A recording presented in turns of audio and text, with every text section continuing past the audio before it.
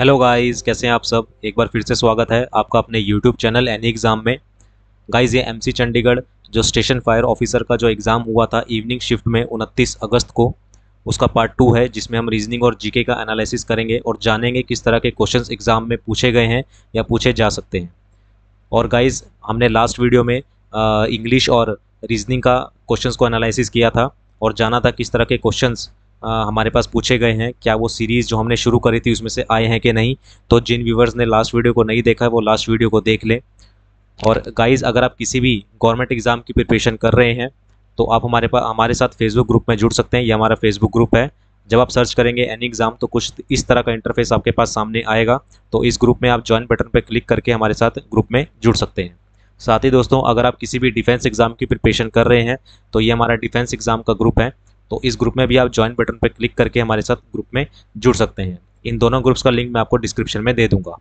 तो चलिए गाइस, शुरू करते हैं और जानते हैं किस तरह के क्वेश्चंस जीके और रीजनिंग के पूछे गए। अगर आपको ये वीडियो पसंद आई तो प्लीज़ इसको लाइक कीजिएगा और सब्सक्राइब करना ना भूलिएगा हमारे चैनल को, इसी तरह की और वीडियोज़ के लिए, सीरीज़ के लिए, एनी एग्ज़ाम। तो चलिए गाइस, शुरू करते हैं और देखते हैं हमारा जो रीजनिंग में जो हमें क्वेश्चन पूछा गया था वो क्या था। तो रीजनिंग में हमसे जो क्वेश्चन पूछा गया था, ये पहला जो क्वेश्चन पूछा गया था वो कोडिंग डिकोडिंग से था, जिसमें हमसे पूछा गया था कि हमें कोड दिया गया है मीन फिन बिन गिन का, जिसका मतलब होता है ट्रेन्स आर ऑलवेज लेट। फिर आगे हमें दिया गया था गिन डिन सिन हिन, इसका मतलब क्या था, ड्राइवर्स वर ऑलवेज पनिश्ड। आगे हमें कोड दिया गया था bin sin win rin, means drivers stopped all trains. And जो एक लास्ट कोड जो हमें दिया गया था वो क्या दिया गया था, din kin fin win, means all passenger were late. Then हमें कोड बताना था ड्राइवर्स ऑलवेज लेट का, हमें क्या बताना था, कोड बताना था, हमें इसका कोड बताना था। तो इस क्वेश्चन को किस तरह से करना था वो हम देख लेते हैं। फर्स्ट ऑफ ऑल तो हमें किसका कोड ढूंढना था, ड्राइवर्स का। ड्राइवर्स का कोड हमें ढूंढना है, तो ड्राइवर्स का कोड हम देख लेते हैं कि कहाँ कहाँ और किस किस सेंटेंस में हमें दिया गया है। तो ड्राइवर्स का कोड यहाँ पर है और ड्राइवर्स हमारे पास यहाँ पर है। तो यहाँ पर हम देख लेते हैं कि ड्राइवर्स में इन दोनों जो में जिनका जो कोड है इनमें क्या सेम है। तो हमने देखा कि यहाँ पर जो क्या है, सिन है, और यहाँ पर भी क्या है, सिन है, यानी कि इन दोनों सेंटेंसेस में सिन सेम है, यानी कि ड्राइवर का जो कोड है वो क्या हो जाएगा, सिन हो जाएगा। फिर हम ऑलवेज का कोड ढूंढते हैं और ऑलवेज का कोड देखते हैं क्या है क्या। तो ऑलवेज का एक हमें यहाँ पर दिया गया है ऑलवेज, और ऑलवेज हमें यहाँ पर दिया गया है, दो ही जगह ऑलवेज है। अब इन दोनों में कौन सा कोड सेम है वो हम देख लेते हैं।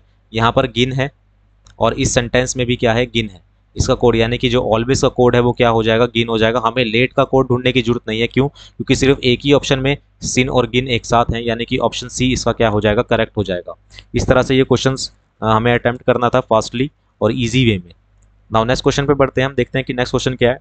35:13 is similar to 91 ratio dash. तो इस तरह को तो क्वेश्चन किस तरह से करना था। तो क्वेश्चन में हमें दिया गया है, यहाँ पर अगर हम ऐड करते हैं 3 और 5 को, 3 + 5 को अगर हम ऐड करते हैं तो कितना आता है, हमारे पास 8 आता है।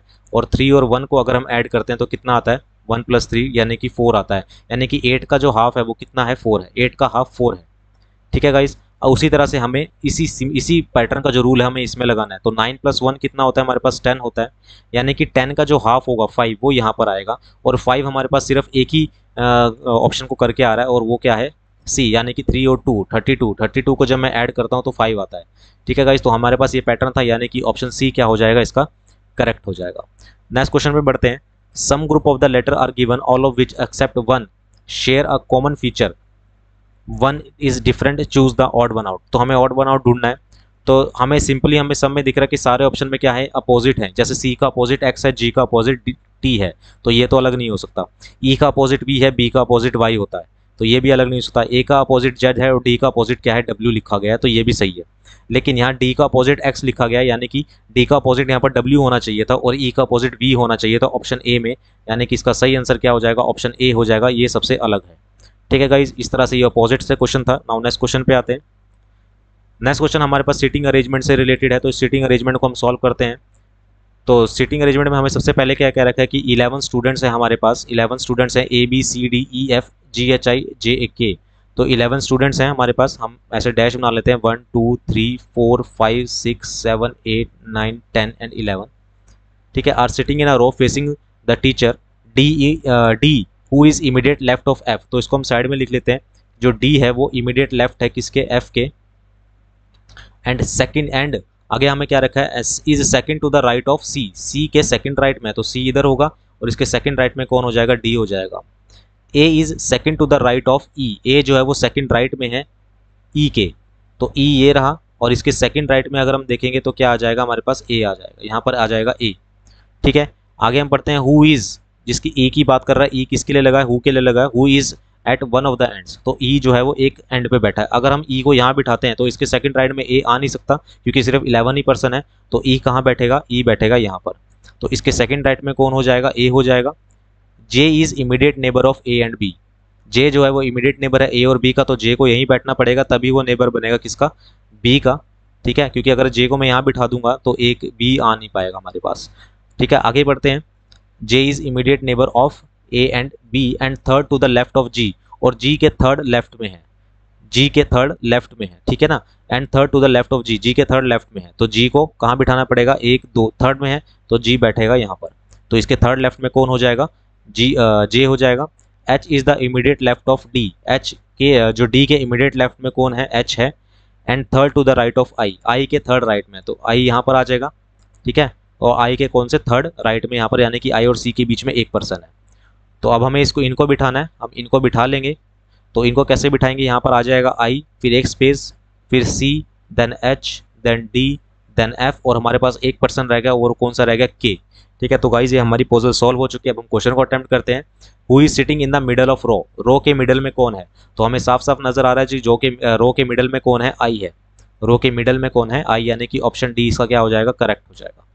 आगे बढ़ते हैं। Which of the following group of friends is sitting to the right of G, G के राइट में कौन सा ग्रुप है, तो हमें साफ साफ दिख रहा है कौन सा, C H D F I, यानी कि ऑप्शन सी हमारा क्या हो जाएगा, करेक्ट हो जाएगा, C H D F G के राइट में है।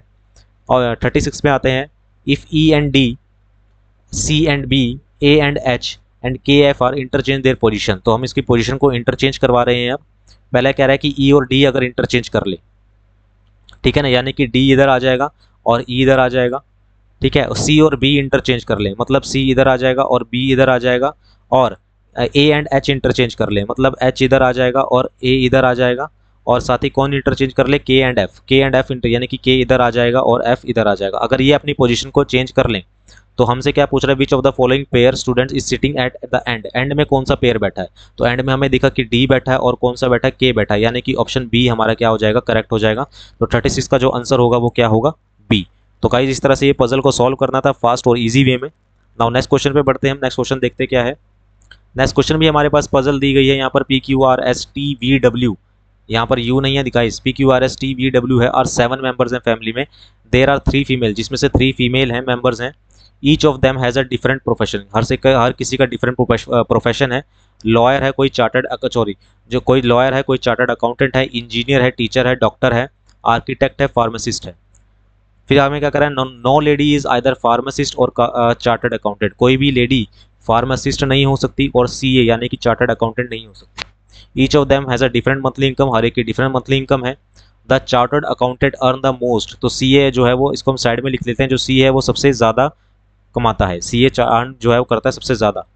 एस द इंजीनियर, जो एस है जो कि इंजीनियर है, एस एक इंजीनियर है, अर्न्स लेस देन वी, तो ये वी से क्या करता है, लेस कमाता है। एस कौन है हमारे पास, एक इंजीनियर है, ये इंजीनियर मैंने लिखा, और वी क्या है हमारे पास, वी द डॉक्टर, वी क्या हमारे पास, डॉक्टर है, वी डॉक्टर हो गया।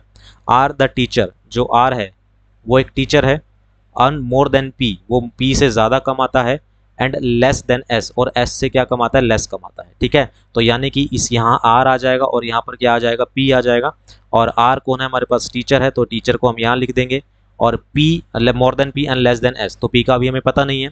डब्ल्यूज wife earn the least, W को जो वाइफ है वो सबसे कम अर्न करती है। T is an unmarried lady, पहली बात तो हमें ये पता लग गया, टी क्या है हमारे पास, लेडी है, टी एक लेडी है और अनमैरिड लेडी है, लॉयर है। She earn less than P, वो लेस देन पी कमाती है, यानी कि लेस देन पी कमाता है, तो टी किधर आ जाएगा, इधर आ जाएगा, और ये कौन है हमारे पास, लेडी लॉयर है, क्योंकि ये लेस देन पी कमा रही है। एंड मोर देन क्यू, लेकिन ये क्यू से ज़्यादा है, क्यू से ज़्यादा कमाती है। ठीक है, फिर हमें क्या क्या रखा है, the pharmacist income is not the lowest, जो फार्मासिस्ट है वो उसकी इनकम जो है वो लोएस्ट नहीं, सबसे लोएस्ट नहीं है। और गाइस हमें पता है सबसे ज़्यादा कौन कमाता है, सीए कमाता है, यानी कि यहाँ जो भी होगा वो कौन होगा, सी होगा, और हमारे पास यहाँ पर सिर्फ एक ही रह गया और वो कौन है, डब्ल्यू है, यानी कि, और जो सबसे लीस्ट, ये तो डब्ल्यू हो गया, ये सी हो गया। फार्मासिस्ट हमें यहाँ पर क्या रखा है, the pharmacist income is not lowest, तो फार्मासिस्ट कौन होगा, ये पी होगा, ये फार्मासिस्ट होगा। और क्यू क्या होगा हमारे पास, क्यू जो हमारे पास एक चीज़ रह गई है और वो कौन सी रह गई है हमारे पास, आर्किटेक्ट। आर्किटेक्ट है हमारे पास क्यू। तो पजल हमारी सॉल्व हो चुकी है। क्वेश्चंस को हम देखते हैं, क्वेश्चन को सॉल्व करते हैं। तो हमारे पास है who is what is P's profession, P का प्रोफेशन क्या है, तो पी का प्रोफेशन हमें दिख रहा है क्या है, पी एक फार्मासिस्ट है, यानी कि ऑप्शन ए इसका क्या हो जाएगा, करेक्ट हो जाएगा। How many members earn less than the doctor, doctor से कितने मेंबर लेस अर्न करते हैं, तो डॉक्टर कहाँ पर है हमारे पास, वी हमारा डॉक्टर है, इससे कम कितने मेंबर हैं, 1 2 3 4 5, यानी कि ऑप्शन डी हमारा यहाँ पर क्या हो जाएगा, करेक्ट हो जाएगा। यानी कि डॉक्टर से कितने मेंबर कम अर्न करते हैं, 5।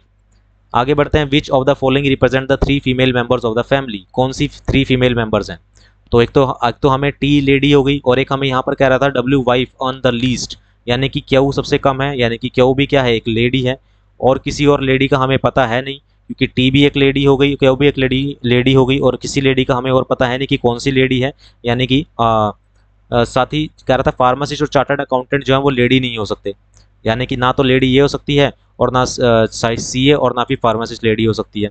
तो इन तीनों में से कौन लेडी है ये हमें पता नहीं है, यानी कि इसका आंसर क्या हो जाएगा, can't be determined, option D इसका सही आंसर हो जाएगा। ठीक है गाइस, तो ये थी हमारी पजल, इस तरह से इस पजल को सॉल्व करना था। नाउ नेक्स्ट पे बढ़ते हैं, हमारे पास नेक्स्ट क्वेश्चन देखते हैं क्या है।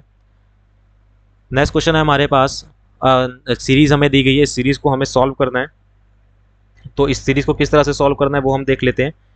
तो जो यहाँ पर हमें दिया गया है 2 9 57 3 3 7 1 6 8 1, गाइस थोड़ी सी टफ सीरीज है, तो इसको मैं आपको बता देता हूँ कि ये सीरीज किस तरह से सॉल्व हुई है।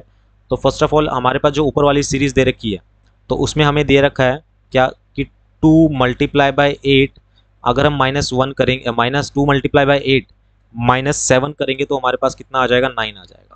ठीक है, उसके बाद 9 मल्टीप्लाई बाई, इससे हम क्या करा, 8 से एक कम ले लिया, 9 मल्टीप्लाई बाई 7 9 मल्टीप्लाई बाई 7 -6 करेंगे तो हमारे पास 57 आ जाएगा। ठीक है ना, क्योंकि 7 9 63, 63 में से हम 6 लेस करेंगे तो कितना आएगा, 57। उसी तरीके से जब 57 आया तो हमने इसको 6 से मल्टीप्लाई करा और माइनस क्या करा, एक कम -5 करा तो कितना आया, 337 आया। और 337 को जब हमने मल्टीप्लाई करा किससे, इसके एक कम 6 से कम 5 और -4 करा तो हमारे पास 1681 आ गया। ठीक है गाइस, तो इस तरह से ये सीरीज सॉल्व हुई है। उसी तरह से हमें ये नीचे जो हमें सीरीज दे रखी है 3ABCDE, इसको सॉल्व करना था। ठीक है गाइस, इसको सॉल्व करना था तो आप इसी पैटर्न का यूज़ करेंगे, मल्टीप्लाई बाय 8 -7, फिर मल्टीप्लाई बाय जो भी आएगा उसको मल्टीप्लाई बाय 7 -6 करेंगे। ठीक है, इस तरह से आप इस सीरीज को सॉल्व कर सकते हैं। तो इसका सही आंसर क्या हो जाएगा, ऑप्शन सी इसका सही आंसर आ जाएगा, 13441 इसका आंसर आएगा, अगर आप इसी पैटर्न का यूज़ करेंगे। इस पैटर्न का आपको यूज़ करना है। ठीक है, 8 से मल्टीप्लाई 7 माइनस, फिर 7 से मल्टीप्लाई 6 माइनस, फिर 6 से मल्टीप्लाई 5 माइनस, तो इस तरह सॉल्व करेंगे तो ऑप्शन सी इसका करेक्ट आ जाएगा। 41 पे बढ़ते हैं। 41 क्वेश्चन हमें क्या कह रहा है, a plus B means a is the father of b, ये हमारे पास ब्लड रिलेशन से है। उसी तरह a minus B means a is the wife of b, a into B means a is the brother of b, and a divided by b means a is the daughter of b। तो हमें इसको solve करना है कि p divided by r plus s plus q, इसका मतलब क्या होगा। तो फर्स्ट ऑफ ऑल तो p डिवाइडेड बाई r है, यानी कि, और डिवाइड का मतलब क्या है हमारे पास, a is the daughter of b, यानी कि p is the daughter of r। तो r जो है उसकी डॉटर कौन है हमारे पास, p है, ये p होगी हमारे पास डॉटर। फिर प्लस प्लस लिखा हुआ है, और प्लस का मीनिंग क्या है, plus means a is the father of b, यानी कि r is the father of s। r जो है वो फादर ऑफ s है, यानी कि r, अगर r फादर का, r जो है वो फादर है s का, तो s और p क्या होंगे, भाई बहन या भाई भाई होंगे। ठीक है, उसी तरह से हमारे पास s और प्लस क्यू दे रखा है, यानी कि s is the father of Q, तो s यहाँ पर आ जाएगा और क्यू क्या आ जाएगा, इसके नीचे आएगा, क्योंकि s जो है वो फादर है किसका, क्यू का फादर है। ठीक है गाइस, अब हमसे जो क्वेश्चन में पूछ रहा है वो देख लेते हैं कि हमसे क्वेश्चन में पूछ क्या रहा है। तो क्वेश्चन में हमसे पूछ रहा है कि p is the daughter of Q, तो p क्या डॉटर ऑफ, p क्या क्यू की डॉटर है, नहीं, तो ऑप्शन ए तो हो जाएगा हमारे पास गलत। क्यू बी पे आते हैं, Q is the aunt of p, Q जो है वो आंट है p की, तो ये भी गलत हो गया, क्योंकि क्यू का हमें जेंडर ही नहीं पता पहली बात, तो आंट कहाँ से हो जाएगी वो। ऑप्शन सी पे आते हैं, P is the aunt of father sister of Q, P जो है वो आंट है किसकी, क्यू की, तो ये ऑप्शन हमारे पास सही है, यानी कि पी जो है वो क्यू के फादर की बहन है। ठीक है, तो ऑप्शन सी इसका करेक्ट हो जाएगा। ये पजल थी। नाउ नेक्स्ट क्वेश्चन पे आते हैं हम, 42nd क्वेश्चन देखते हैं। 42nd क्वेश्चन किस तरह से होगा, Ram Prakash start from a point toward south, किसी पॉइंट से स्टार्ट करता है और जाता है कहाँ पर, टूवर्ड साउथ की तरफ जाता है। एक सेकंड गाइस, साउथ की तरफ जाता है, किसी पॉइंट से स्टार्ट करता है और कहाँ जाता है, साउथ की ये तरफ जाता है, साउथ की तरफ जाता है, किसी पॉइंट से यहाँ से शुरू करता है और साउथ की तरफ जाता है कितना, 12 मीटर, 12 मीटर जाता है। Then he turn toward right, अपने राइट टर्न करता है एंड ट्रेवल 3 किलोमीटर, तो यहाँ पर ये 3 मीटर आ जाएगा। Then turn again right and travel 8 meter जाता है, तो यहाँ पर 8 मीटर आ जाएगा। At last he turn to his right and travel 6, तो ट्रैवल 6 किलोमीटर ट्रैवल करता है, 6 मीटर ट्रैवल करता है, तो ये 6 मीटर हो जाएगा और इस पॉइंट पे ये पहुंच जाता है। कह रहा है how far he is finally from his starting point, अपनी स्टार्टिंग पॉइंट से वो कितनी दूरी पे, हमें ये वाला डिस्टेंस निकालना है, ये वाला। ठीक है गाइज, तो हमें पता है कि यहाँ से ये हमारे पास कितना है, ये हमारे पास है 6, ये हमारे पास है 6 मीटर। तो गाइज अगर ये 6 मीटर है टोटल, अगर ये 6 मीटर टोटल है, ये नीचे 12 मीटर है ये, अगर ये टोटल यहाँ से लेकर जिसको मैं ब्लू कलर से कर रहा हूँ, अगर ये पूरा का पूरा 6 मीटर है तो ये 3 मीटर है, तो ये भी कितना रह जाएगा, 3 मीटर रह जाएगा।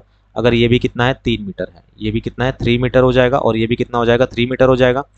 ये टोटल हमारे पास यहाँ से लेके यहाँ तक 12 मीटर है, और ये 8 मीटर है, तो ये कितना हो जाएगा, 4 मीटर हो जाएगा। तो हमें ये डिस्टेंस निकालना है, तो हम पाइथागोरस का थ्योरम का यूज़ करेंगे, और ये कितना आ जाएगा हमारे पास, 5 मीटर आ जाएगा। और कौन सी डायरेक्शन में, स्टार्टिंग पॉइंट से कौन सी डायरेक्शन में है, ये साउथ ईस्ट में है, यानी कि ऑप्शन बी हमारा क्या हो जाएगा, करेक्ट हो जाएगा। 5 मीटर साउथ ईस्ट इसका सही आंसर हो जाएगा। ठीक है गाइस, इस तरह से ये क्वेश्चन होना था, डायरेक्शन का ये क्वेश्चन था। नाउ नेक्स्ट क्वेश्चन पे आते हैं।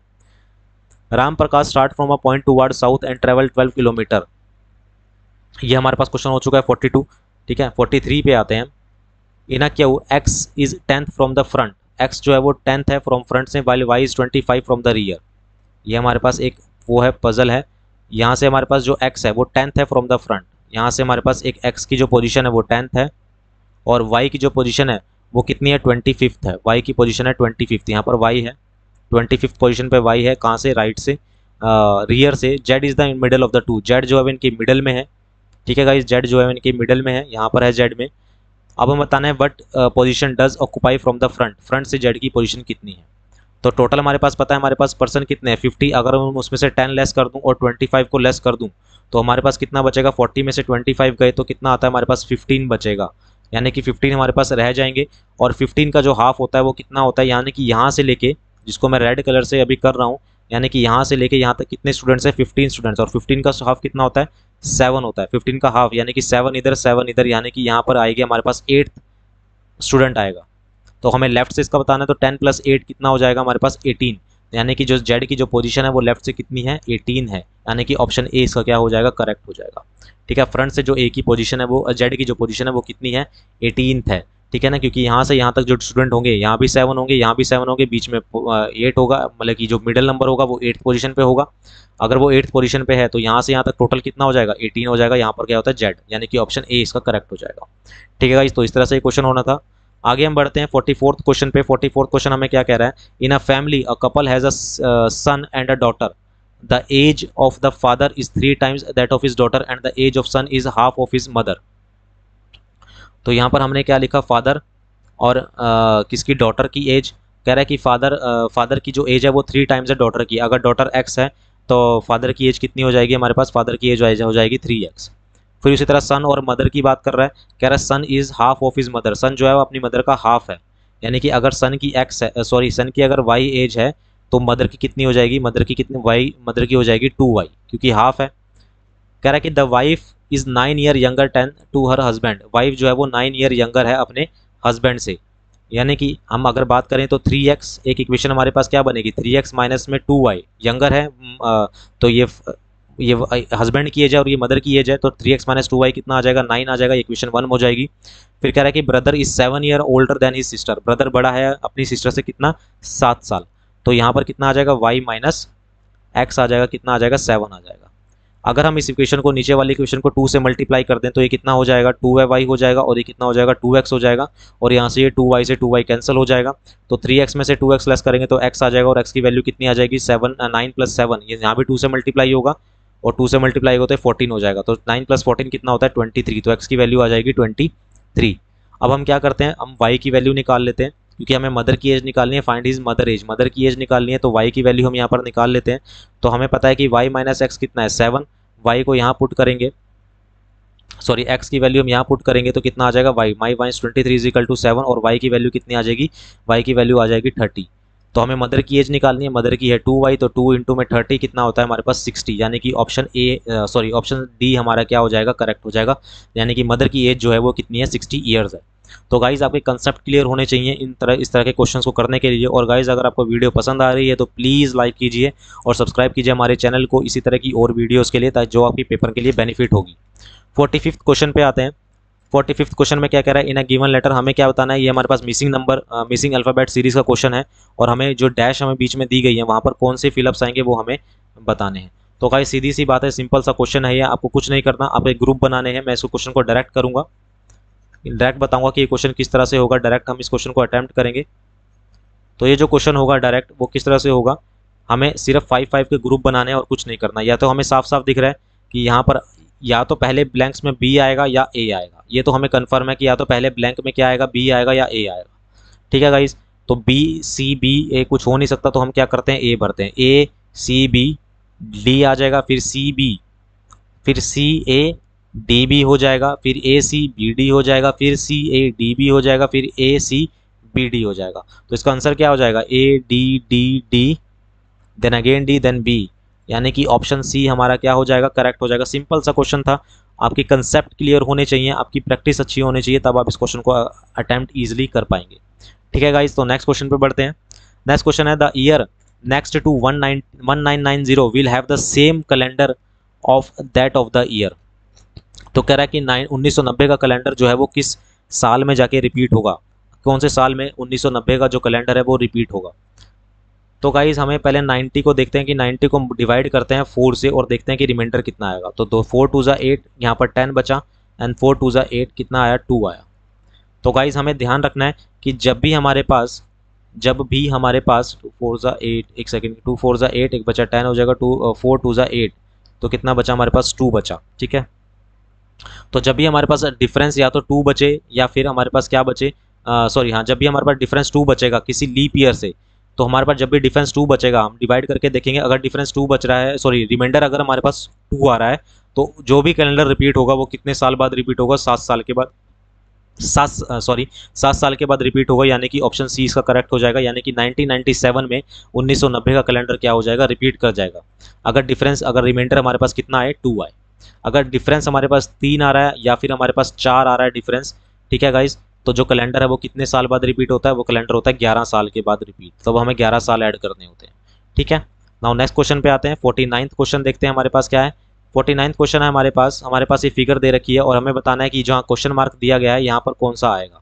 ठीक है, जो हमें ये क्वेश्चन मार्क दिया गया है यहाँ पर कौन सा नंबर आएगा या कौन सी फिगर आएगी। ठीक है गाइज, तो इसको किस तरह से करना है वो हम देख लेते हैं। तो गाइज सबसे पहले मैंने उसको डायरेक्ट बताता हूँ किससे होगा। यहाँ पर हमारे पास क्या दे रखा है, एक ऊपर की तरफ निशान दे रखा है, फिर ये निशान यहाँ पर है, देन ये निशान यहाँ पर आ गया, देन ये निशान यहाँ पर आ गया। मतलब ये निशान इधर लेफ्ट राइट हो रहा है। अब हमें यहाँ पर देखते हैं फिगर में सिर्फ ऑप्शन बी एक ऐसी जगह है जहाँ पर ये निशान कहाँ पर है, लेफ्ट में है, यानी कि यहाँ पर ये निशान आएगा, एरो आएगी, यानी कि और किसी जगह पर ये निशान नहीं है।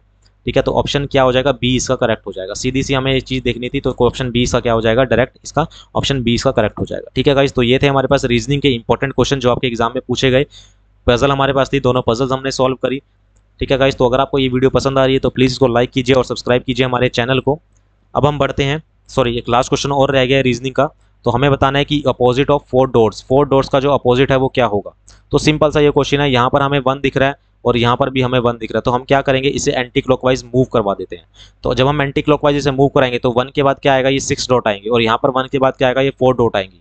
तो 4 डॉट का अपोजिट क्या हो जाएगा, 6 हो जाएगा। तो ऑप्शन डी इसका डायरेक्ट क्या आंसर क्या हो जाएगा, ऑप्शन डी इसका करेक्ट आंसर हो जाएगा। ठीक है गाइस, 6 इसका आंसर हो जाएगा। तो ये थे हमारे पास रीजनिंग के क्वेश्चन। गाइस वीडियो पसंद आ रही है तो प्लीज़ इसको लाइक कीजिए और सब्सक्राइब कीजिए हमारे चैनल को। आगे बढ़ते हैं जीके के मोस्ट इंपॉर्टेंट क्वेश्चंस के ऊपर। तो फर्स्ट को जो क्वेश्चन है हमारे पास, state the location of the historic Kalibangan site. जो कालीबेगन साइट है वो कौन सी रिवर के किनारे है, ये हमसे क्वेश्चन में पूछ रहा है। तो ऑप्शन बी इसका करेक्ट हो जाएगा, यानी कि घग्गर नदी के किनारे कौन है, कालीबेगन साइट हमें एग्जीक्यूटेड की गई थी। नेक्स्ट क्वेश्चन में बढ़ते हैं। Padma Vibhushan awardee B B Lal has been made his mark in. तो पद्म अवॉर्डी जो थे बीबी लाल, ये कौन सी फील्ड से थे, ये आर्कियोलॉजिकल फील्ड से थे। ऑप्शन ए इसका करेक्ट हो जाएगा। ठीक है, फिर बढ़ते हैं। World consumer day commemorates that the formal address on the issue of consumer right on 11 May by the US president. ठीक है, तो इसका आंसर क्या हो जाएगा, जॉन के फेनेडी इसका राइट आंसर हो जाएगा। World consumer day commemorates the formal address on the issue of consumer rights on 11 May by president, किसके द्वारा, बाय यूएस प्रेसिडेंट जॉन के फेनेडी के द्वारा। आगे बढ़ते हैं। In which of the given commodities Indian merchandise trade balance in favourable. तो इसका सही आंसर क्या हो जाएगा, इसका सही आंसर हो जाएगा option C, both rice and rice basmati. Next question पे बढ़ते हैं। As per the last census, question number 17, Punjab has high child sex ratio than, तो किसके किसके रिगार्डिंग पंजाब की हाई सेक्स चाइल्ड रेशो है, तो वो है हरियाणा। हरियाणा के रिगार्डिंग जो पंजाब की जो चाइल्ड सेक्स रेशो है वो अच्छी है, यानी कि हाई है। ठीक है, नाउ नेक्स्ट क्वेश्चन पे बढ़ते हैं। Who was also known as Le Corbusier. Le Corbusier को किस और नाम से जाना जाता है, मतलब कि कौन ली कॉर्बूसियर के नाम से जाना जाता था, तो वो कौन जाना जाता था? चार्ल्स एड्वर्ड जेनेरेट को ली कॉर्बूसियर के नाम से जाना जाता था। उसके बाद जाते हैं question number 90। When was Atal pension योजना लॉन्च। अटल पेंशन योजना जो लॉन्च की गई थी वो मई 2015 में लॉन्च की गई थी। तो योजनाओं से क्वेश्चन आ रहे हैं, योजनाओं को पढ़ के जरूर जाइएगा। विच ऑफ द फॉलोइंग, आगे बढ़ते हैं, which one of the following given set legislative assembly has more than 100 seats. ऐसी कौन सी लेजिस्लेटिव असेंबली है जिसके पास मोर देन 100 सीट्स हैं, तो वो कौन सी लेजिस्लेटिव असेंबली है? पंजाब लेजिस्लेटिव असेंबली और तेलंगाना लेजिस्लेटिव असेंबली, यानी कि ऑप्शन सी इसका करेक्ट हो जाएगा। 21 पे आते हैं। At 1964 Tokyo games Milkha Singh won gold medal in. तो 1964 में जो टोक्यो गेम्स हुए थे, मिल्खा सिंह ने उसने कौन सा गोल्ड मेडल जीता था, कौन सी रेस में? तो इसका सही आंसर हो जाएगा नाइदर वन नॉर डी। किसी भी रेस में उन्होंने गोल्ड मेडल नहीं जीता था जो टोक्यो ओलंपिक में गेम्स हुई थी। आगे बढ़ते हैं। Who is said to be the founding the father of drone technology. Drone technology के फादर किसे बोला जाता है? तो ड्रोन टेक्नोलॉजी के जो फादर हैं वो कौन है? इब्राहिम करीम। करीम को क्या है? ड्रोन टेक्नोलॉजी, यानी कि ऑप्शन डी इसका सही हो जाएगा। नेक्स्ट क्वेश्चन में बढ़ते हैं। About how many districts are there in India. India में कितने डिस्ट्रिक्ट्स हैं? तो इंडिया में है 715, यानी कि 715 डिस्ट्रिक्ट हैं। Which gland are also known as supra renal gland. Supra renal gland किसे कहा जाता है? एड्रिनल ग्लैंड को भी कहते हैं। इसे एड्रिनल ग्लैंड को सुप्रा रीनल ग्लैंड कहा जाता है। How many states border of Madhya Pradesh. How many states border Madhya Pradesh. Madhya Pradesh कितनी राज्यों की सीमाएं लगती हैं? तो 5। ऑप्शन 20 का सही हो जाएगा। Who among the following person had the longest tenure as the chairman of ISRO. ISRO के चेयरमैन के रूप में किसका सबसे ज़्यादा लंबा कार्यकाल रहा है? तो वो कौन है? सतीश धवन का सबसे ज़्यादा लंबा कार्यकाल रहा है, यानी कि ऑप्शन सी का सही हो जाएगा। State the theme of international yoga day 2021। तो योगा डे की जो थीम थी 2021 वो क्या थी? योगा फॉर वेल बीइंग इसकी थीम थी। Who found WhatsApp. व्हाट्सएप किसने फाउंड किया था? तो गाइस जो व्हाट्सएप जो फाउंड किया गया था वो किया गया था आई थिंक ऑप्शन ए इसका सही है, Brian Acton and Jan Koum ने इसका ऑप्शन ए इसका सही हो जाएगा। Onam is an annual festival largely celebrate in. Onam जो है एक फेस्टिवल है जो कहाँ पर मनाया जाता है? केरला में। इसके हमने जो हमने सीरीज़ करी थी उसमें फेस्टिवल्स आए थे गाइस, तो अगर जिन्होंने सीरीज़ पढ़ी होगी तो वहाँ से उनको बेनिफिट जरूर मिला होगा। तो केरला इसका सही आंसर हो जाएगा, ऑप्शन सी। लास्ट क्वेश्चन है। Which article of the constitution of the India deals with emergency provision. Emergency provision कौन सा आर्टिकल डील करता है? तो क्वेश्चन का आंसर इसका सही आंसर क्या हो जाएगा? आर्टिकल 352 से 360 तक कौन से हमारे पास इमरजेंसी प्रोविजन है। ठीक है गाइज, तो ये थे हमारे पास जीके के मोस्ट इंपॉर्टेंट क्वेश्चंस और रीजनिंग का भी हमने एनालिसिस करा किस तरह के क्वेश्चंस हमारे पास पूछे गए हैं। तो गाइज अगर आपको ये वीडियो पसंद आई है तो प्लीज़ इसको लाइक कीजिए और सब्सक्राइब जरूर कीजिएगा हमारे चैनल को। सीरीज़ को कंटिन्यू हम रखेंगे आपके एग्ज़ाम होने तक। वो जो स्टेशन फायर ऑफिसर का है और क्लर्क का जो एग्ज़ाम है उसका एग्ज़ाम होने तक हम इसको कंटिन्यू रखेंगे। तो तब तक के लिए प्लीज़ हमारे चैनल को सब्सक्राइब कीजिए और बेल आइकन पे प्रेस कर दीजिए, और ताकि आपको हमारे चैनल की नोटिफिकेशंस मिलती रहें। मिलते हैं नेक्स्ट वीडियो में, अभी के लिए इतना ही रखते हैं। Thank you very much.